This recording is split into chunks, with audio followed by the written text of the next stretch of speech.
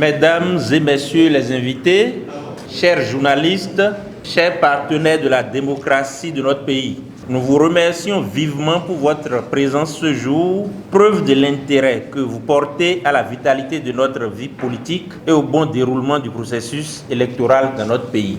Le cadre de concertation des forces politiques de l'opposition suit avec une attention particulière le déroulement des opérations préparatoires aux prochaines échéances électorales et tient à exprimer ses préoccupations face à certains retards et décisions qui fragilisent la sérénité attendue autour de ce processus. Nous avons pris acte de la lettre de la Sénat adressée aux partis politiques annonçant le report signé de la distribution des fiches de parrainage initialement prévues pour le 25 juillet 2025 selon son propre chronogramme. Ce report, sans nouvelle date connue à ce jour, met les partis en difficulté car dans l'expectative. Il est donc impératif que les formulaires soient remis avant le 25 août 2025, date limite prévue par le chronogramme.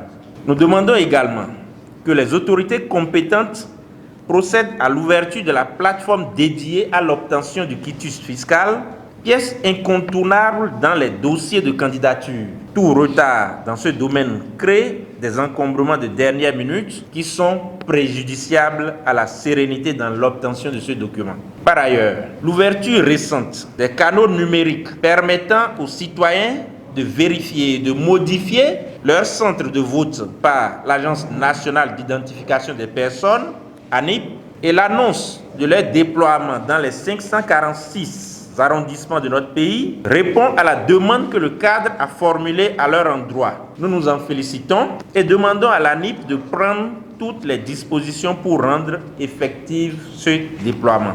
Nous saluons également la finalisation des travaux concernant l'audit du fichier électoral réalisé par les experts internationaux recrutés par le comité de pilotage, dont les premières conclusions confirment l'existence de plusieurs insuffisances à corriger pour fiabiliser l'outil.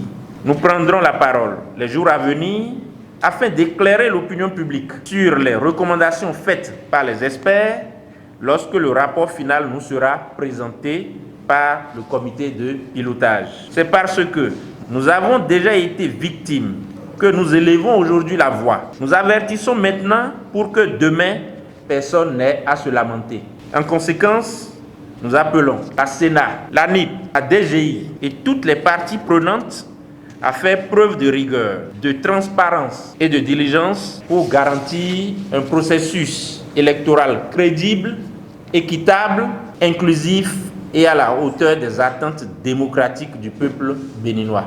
Fait à Cotonou le 7 août 2025, le cadre de concertation des forces politiques de l'opposition.